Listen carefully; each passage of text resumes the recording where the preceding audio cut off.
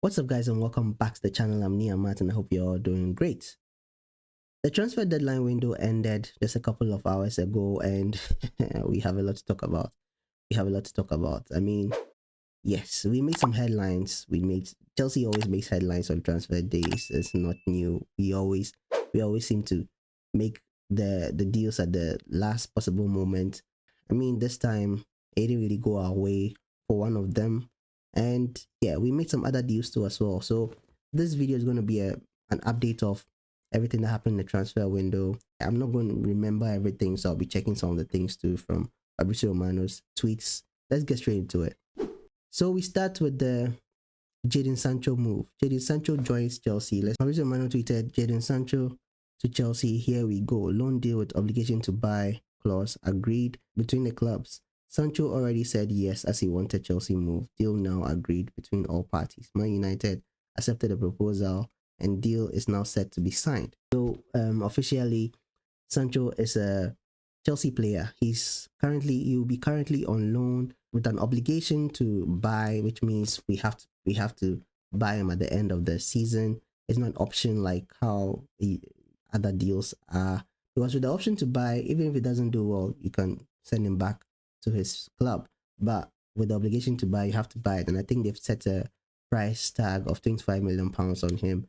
And I mean, at first when I heard that this deal was going to happen, I was like, he had his chance with us. He was one of the players that Lampard wanted to sign, and he didn't join us for some reason. I don't know why he didn't join. He chose Man United instead, and it hasn't worked out well for him at Man United. They've been struggling to really use him properly at Man United. I mean, he's a winger. I don't know why they were trying to make him a striker at Man United, and it never worked out. It never worked out well for him there.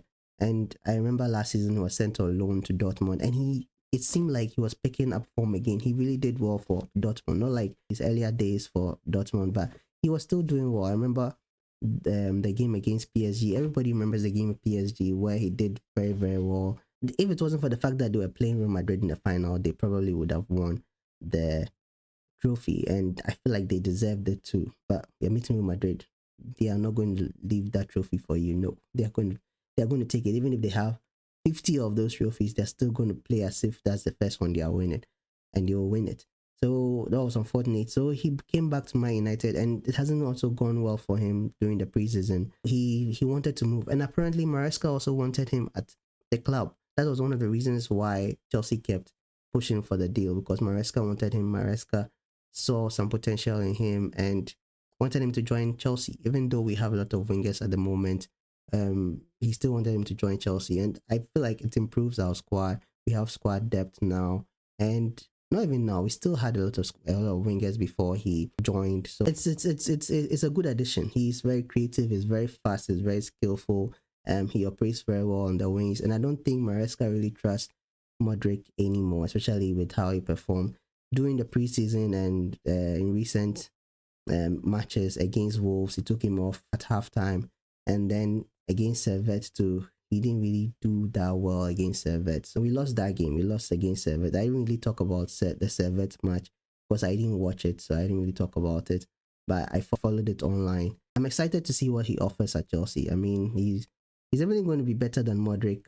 And don't get it twisted, Modric is good, but I feel like his end product is always lacking. And since the season started, he's been getting dispossessed a lot. He runs into traffic every time. He runs into defenders every time, and he loses the ball. So I feel like someone like Sancho will be better, even though Modric is also skillful and pacey, faster than Sancho. But I feel like Sancho would be a good addition to the squad, and I'm looking forward to see how Maresca uses him, because he wanted him. Definitely, he has some ideas of how to use him at the club. So yeah, welcome to Chelsea, Sancho. That's it for Sancho, and now let's move to the disappointments. Osimhen. What are we going to say about Osimhen? He shot himself in the foot. He didn't want to take a pay cut and join Chelsea. He didn't want to go to Saudi because apparently Al Ali wanted him or Ivan Toney, and for me, amongst the two, he's the better option. Apparently, he was asking for £500,000 a week at Chelsea, and we're never going to pay that amount of money. with the way we spent in the transfer window, we're trying to balance the books. We're not going to take on somebody for £500,000. I mean, last season he didn't really do that well like they did in last 2 seasons where Napoli won the league. But last season he wasn't really doing that well, wasn't playing that much, and he was injured too for most of the season. So you can't really guarantee that he's going to do well for Chelsea. So the deal was for him to take a pay cut, come to Chelsea. I feel like he could have come to Chelsea, taken a pay cut, and done well at Chelsea, then renegotiated his contract. And I feel like at that time, Boli and clearly Capital will be more willing to negotiate a bigger deal for you. But I mean, he was following money, and now he has lost the Al Ali move. He has lost the Chelsea move that's broken down. And then apparently Conte too doesn't want to use him in a squad. You know, Conte did that to Costa as well. I mean, if he doesn't want to use you, he'll tell you that he doesn't want to use you. So that is what is happening with him. So either he finds himself a different team, one of the teams in leagues where their transfer windows are still open, or he waits until next transfer window and tries to negotiate another deal with whichever team will take him at that point. I don't know whether Chelsea would go in for him again, but we'll see. But right now he's not going to be an active player. If he doesn't leave Napoli, he's not going to be playing for Napoli. Conte is not going to use him, and he's not going to. He has severed his relationship with the Napoli board, so that also is not going to happen. So I don't know for him. He made his decision, and he has to live with it. He definitely has to live with it. He's going to be earning money still, but he's not going to be active. He's not going to be playing. And football, as a footballer, you have to be active. You have to be playing. You have to be doing something to keep yourself active, to keep yourself fresh, to keep your form fresh. But if you don't play for a long period of time, it's not going to play for about 4 or 5 months. That is going to be serious. And I don't know how he's going to do that, but we'll see. It's a disappointing thing for me too, because I wanted him to join Chelsea, but from the outcome, from the way things turned out, I think it was good that he didn't join Chelsea, because he would have brought some confusion to the squad. I don't like players who care more about the money than the football or the team that they are playing for. And if he's joining us just for money, he's going to be causing chaos and causing confusion in the squad. Because if you are starting to pay him 500,000, you're paying £500,000, and he's not doing well, other players will also come in for you to renegotiate their deals. Even if he's doing well, or he's doing well at Chelsea, players are still going to come in and ask for more money. That's how it is. That's how it's always been. So yeah, we didn't get Osimhen, but yeah, we got Sancho, which is a good thing.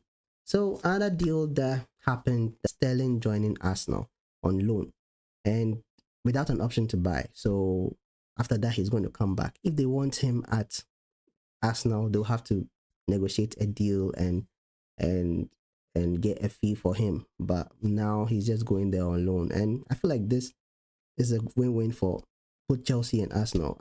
Arsenal gets a fresh start for Sterling, and fresh Sterling at Chelsea, when he started, was good. He was very good until he started settling in, and then everything just changed again, and he remembered his Sterling, and then everything just went. But when he goes to Arsenal, at least he's going to get that fresh start. They obviously need something from him, and we are not getting that from him. Maresca said he's not going to need him in his squad. Sterling has left Chelsea and is joining Arsenal. Good deal for Arsenal, and good deal for us too as well. Because if he's not playing for Chelsea, why is he at Chelsea? He needs to go somewhere where he get minutes. So it's good for Sterling too as well. So yeah, that's it on the Sterling front. So let's move to other news that came up. I don't remember all of them, so I have to be checking from Fabrizio Romano's tweets. So okay, so another deal that came out on deadline day was Armando Broja to Everton. Deal done and all documents just approved. Loan with £30 million buy option to join EFC from Chelsea. So Armando Broja joins Everton from Chelsea, and you know I've said it before that he was not happy at Chelsea, but yeah, I think it's good for him. I think it's very good for Broja. He has been struggling since the injury at Chelsea, and even before the injury, he has been struggling at Chelsea. And during preseason, he was never happy. Whenever he came on and he missed chances, you could see his frustration on the pitch. And yeah, going to Everton gives him a fresh start, gives him a brand new look on his career, brand new life on his career, and it helps him improve. It helps him get minutes. It helps him regain some form again. And if they want to buy him at the end of the loan, it will be a good deal for them too as well. So all the best to Broja. He was one player that I was really looking forward to him doing well at Chelsea, but it didn't turn out as we wanted it to turn out. So yeah, all the best to him, and I hope he does well at Everton. So I think the last move that happened on deadline day was Chaloba to Crystal Palace. And yeah, let's read the tweet. So Fabrizio Romano tweeted, Crystal Palace agreed deal to sign Trevor Chaloba on loan from Chelsea. No buy option or obligation to buy clause as Chelsea accepted, as David Austin reported. Chaloba also joins Crystal Palace. This is I've not seen anything official yet. This is from Fabrizio Romano, and you know where Fabrizio Romano tweets, then it is most likely to happen, like 99% likely to happen. And after the game against Servette, we're all calling for them not to sell Chaloba. I feel like some of the deals that they've done with players like Badiashile, Disasi, so they can't really sell them outright like that. They find it difficult for people to sign them and be willing to take them either on a permanent transfer or on loan to also pay their wages, because they've signed them on very lucrative deals, long deals, 7-year deals, 6-year deals, and they can't get rid of them like that. But someone like Chaloba, they can, because he's not on that kind of deal, it's not that kind of contract. They can do that. So that's what they did with him. But I read somewhere yesterday that they were impressed with how he handled everything, and they were reconsidering whether they wanted to sell him or not. But I feel like once they've sidelined him, they didn't even take him to USA for the preseason. That sends a message. I feel like Chaloba is that kind of person. He's a very strong Christian. He's a very religious person. He's a Jehovah's Witness. I feel like his religion makes him very humble. Like when he talks about God, he talks about certain things. So he's not that kind of player that will just throw tantrums because the team doesn't want me anymore. He trusts and believes that he would get a better deal.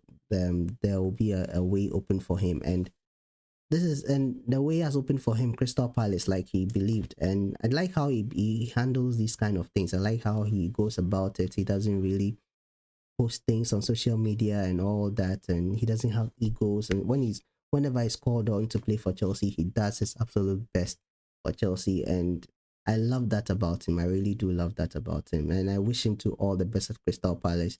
Yeah, the team will be playing this weekend. Obviously, we are not going to be seeing it once he's on loan. We'll not be playing against him. But after the Servette game, I really wanted him to be at Chelsea instead of Badiashile and Disasi. Badiashile, man, that game, he was not the best. I saw the highlights. He was not the best at all, and I don't know why he's still a Chelsea player. He should be part of the players that have left Chelsea on this deadline day, but nothing from them. And then we don't also know about Chilwell's future too, because Maresca also made it clear that he wasn't going to use him this season. So I really don't know whether that decision stands or is going to change, because we didn't hear anything about Chilwell in this transfer window too. There were rumors, but nothing concrete. Yeah, so there were rumors that he might join Man United, but that didn't really materialize. So yeah, so for now he's still a Chelsea player, and I really hope that Maresca reconsiders and uses him in the squad. He has the experience, he has the skill. It's just the injuries that worry him a lot, him and Reece James, and I'm just hoping Maresca reconsiders and uses him. So that's been it on the transfer roundup, the transfer updates for deadline day. And what do you think about it? Has this therapy session been good for you? I know it's been good for me. It has been good for you. Let me know in the comment section down below. And yeah, what do you think about the transfers? What do you think about the deals that we made, the deals that we didn't make, the Osimhen deal, Sancho, Sterling? What do you think about all of them? Let me know all in the comment section down below. And yeah, thank you so much for watching this far, and subscribe if you haven't. It helps the channel a lot. And yeah, I'll see you guys in the next one. So until then, stay safe.